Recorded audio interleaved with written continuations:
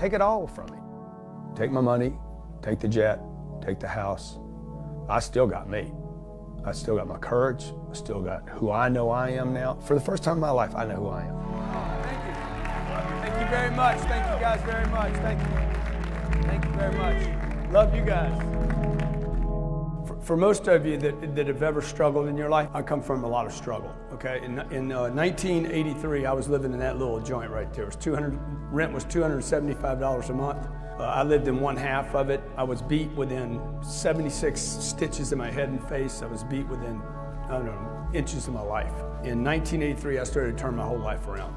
And I want to share with you today what I did to do that, okay? I was broke at that time. I was 25 years of age. This was 35 years ago. I'm 60 years old. It seems like this was just like yesterday. And time's passing. How many of you are like, I can't believe I'm this old, or this age, or that age, right? Or 25. I remember when I was 25, I can't believe I'm 25. I'm an old man, right?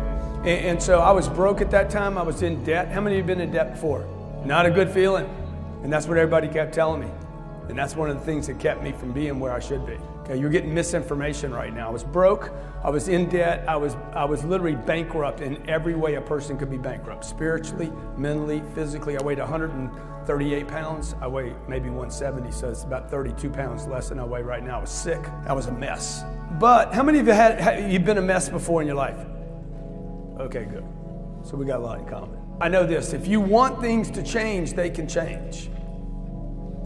And they're not going to change just because you pray, just because you wish, just because you hope.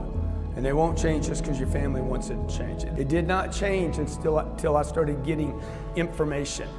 And if you're taking notes today, it didn't start changing until I started getting rid of information. One of the most important things that happened to me in my life was to get rid of information.